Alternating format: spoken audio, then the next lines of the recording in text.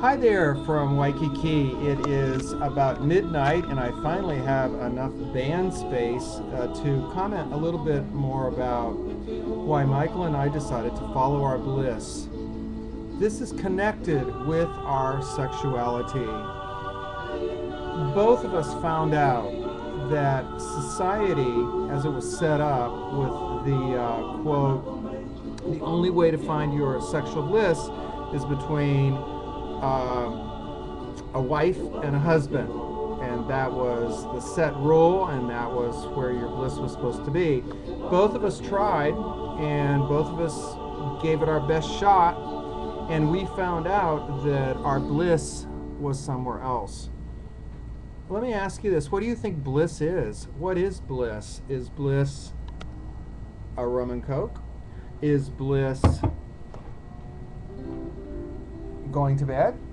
Is bliss a thought? No. Bliss is visceral. Bliss is something that you can't lie about. You either feel it or you don't.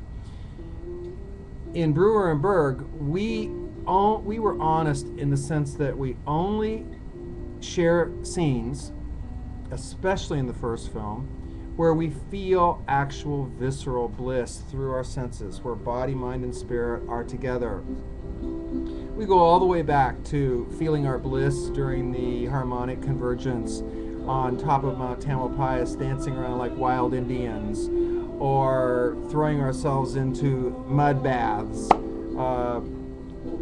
But mainly, bliss has become a kind of bridge or conduit to God. If you follow your bliss, as we say in both our films, Rainbow Crossing is about following our bliss to Hawaii.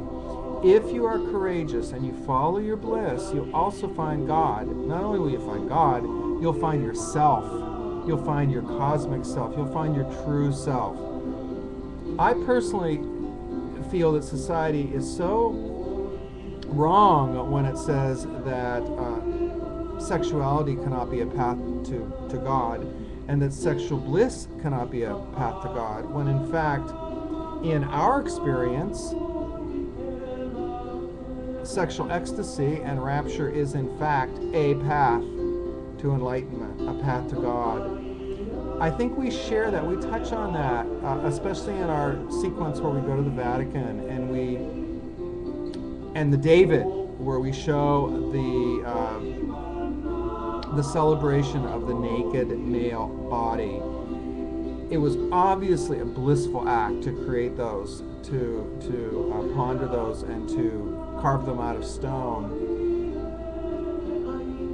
What we're getting at now, as Brewer Berg move into a more multi-dimensional level, is that a higher dimension there is an artist that obviously is at work sculpting us, sculpting men, sculpting women, sculpting the human body, including our nakedness, our genitalia, and the great orgasms that they offer us, as also as paths to bliss. Anyway, I'm sitting here right now. It is a sultry night in Honolulu, and bliss is in the air. There are islands of bliss in the world. Only you can find the island of bliss that matches your vibration.